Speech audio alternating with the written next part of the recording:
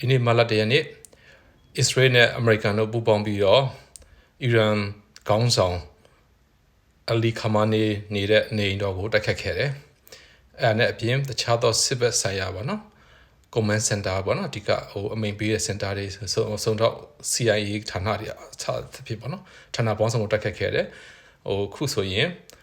အမှန်နေပေါ့နော်ဒီခမာနေကြာဆုံးသွားပြီသူနဲ့အတူတခြားသောစစ်ဗိုလ်ပေါင်းများစွာလည်းကြာဆုံးသွားခဲ့ပြီအဲ့ဒီအတွက်အီရန်ပြည်သူပြည်သားတွေကနှစ်ပေါင်းပေါ့နော်ဆယ်ချီပြီးတော့ပေါ့နော်စောင့်ဆိုင်လာခဲ့သူတို့ရဲ့ပေါ့နော်အာနာရှင်ကြီးစနစ်ကြီးကြာဆုံးသွားပြီပြည့်ဆုံးသွားပြီဆိုတော့သိတော့ကြတော့အာရပါရနော်သူတို့အောင်ပွဲခံနေကြတယ်ညာရင်းချင်းကိုအောင်ပွဲခံတယ်ဒုံကြီးတုံးတန်တန်ကွဲနေကြတဲ့ကိုသူတို့အာရပါရအောင်ပွဲခံတယ်လမ်းပေါ်မှာအောင်ပွဲခံကြတယ်တိုက်တီဘောနဲ့အာရပါရអော်ကြတယ်ဟစ်ကြတယ်ဆိုတော့တကယ်ကိုနော်ဒါအီရန်တက်ကတော့တမိုင်းစန်တစ်ခဲပြီလို့ပြောရမယ်တကယ်ကိုအောင်ပွဲခံနေတာအာရဝန်သားစရိုက်ပေါ့နော်ကျွန်တော်တို့မြင်ရပါတယ်ကျေးဇူးများတင်တယ်ဒီပါမိကြတယ်ဟာလာဒီပါမိကြတယ်ဟာလာဒီပါမိကြတယ်